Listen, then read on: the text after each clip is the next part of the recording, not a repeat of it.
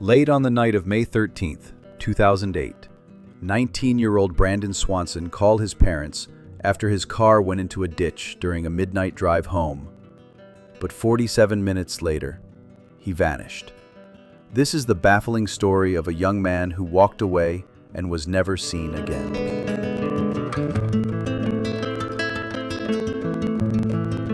Today we explore every clue, the botched rescue, the final words, the cryptic phone call, and the theories that still haunt this small Minnesota town. The date is May 13, 2008, and we're in southwestern Minnesota in a rural triangle of quiet towns: Marshall, Canby, and Lind. Endless fields stretch to the horizon, dotted with gravel roads, scattered farmhouses, and the occasional grain silo.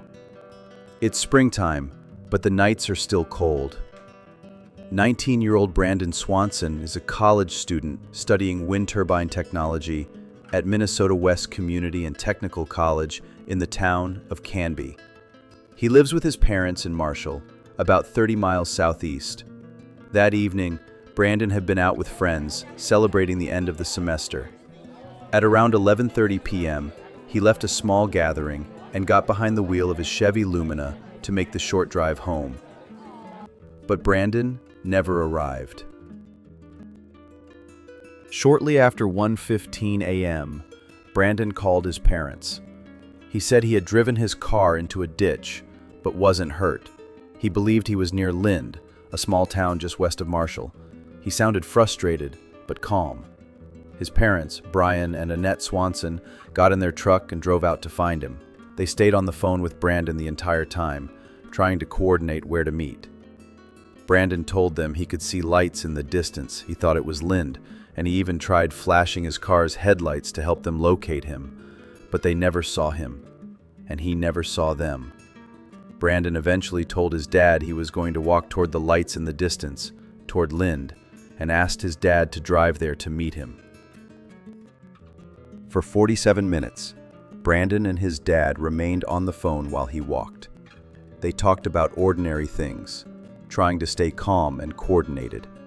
Then, without warning, Brandon interrupted the conversation. Oh shit, that was the last thing he ever said. The call went silent. His dad stayed on the line for several minutes, but Brandon never came back. No more calls connected after that. Later that morning, Brandon's family contacted the Lyon County Sheriff's Department. At first, law enforcement assumed he had just wandered off and would show up, but he didn't. Eventually, using cell phone tower pings, investigators discovered something shocking. Brandon wasn't near Lind at all. In fact, he was over 20 miles away, near a small town called Taunton, northwest of Marshall, completely off course. That's where they found his car. It was off a gravel road, gently stuck in a ditch, not crashed. The car was fine. No signs of damage, no blood, nothing unusual. There was no sign of Brandon either. A full-scale search operation was launched. Bloodhounds tracked Brandon's scent from the car to a nearby field, through a wooded area, and toward the Yellow Medicine River. His scent was found on both sides of the riverbank, suggesting he may have crossed it. But then, nothing. The trail simply stopped. Rescue teams used boats, divers, and helicopters. Hundreds of volunteers combed over 100 square miles of farmland, ditches, and forests. They found no phone, no wallet, no clothes, no body. The case remains one of the most chilling disappearances in modern Minnesota history, and it has spawned dozens of theories. The most widely accepted theory is that Brandon fell into the Yellow Medicine River and drowned. He may have been disoriented in the dark, especially without his glasses. He may have misjudged the depth or strength of the river. But there's a problem. No body was ever found. And more strangely, his phone remained active for hours after the last call. This fact raises serious doubts about this theory. Another possibility: Brandon may have fallen, hit his head, and become disoriented. Or he might have gotten stuck or injured in an area searchers never reached. In mid-May, Minnesota nights can drop to near freezing, If Brandon was injured, he could have succumbed to hypothermia. But again, there were no signs, no clothing, no remains.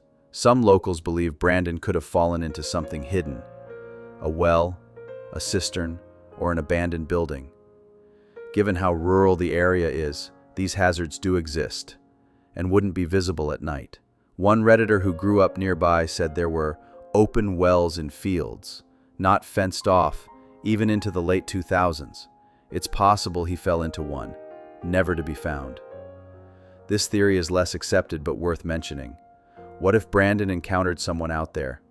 Could he have wandered onto private property and been confronted by a hostile landowner? Could his final words, "Oh shit," have been in response to someone else showing up?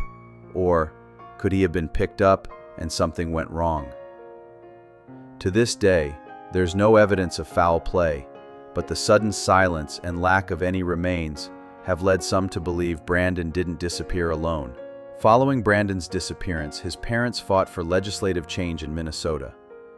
In 2009, the state passed Brandon's Law, which requires law enforcement to take a report and begin investigation immediately when an adult is reported missing, especially under suspicious or unexplained circumstances. Before this law, police could wait or decline to act if the missing person was over 18. Brandon's parents, Brian and Annette, continue to advocate for awareness of missing adults. They still believe that someone, somewhere, knows something. It's now been over 15 years since Brandon Swanson disappeared. His case remains open. No trace of him has ever been found, not even a shoe, a wallet, or his glasses. He vanished on the phone with his father just moments after saying two final words: "Oh shit." What happened to Brandon Swanson? Did he drown, or fall, or freeze? Or did someone else make him disappear? Tell us what you think in the comments below. Do you believe it was an accident, or is something darker at play? If you want more deep dives into mysterious disappearances and true crime stories, subscribe and turn on notifications. More unsolved cases are coming soon, here on Shadowed Case File.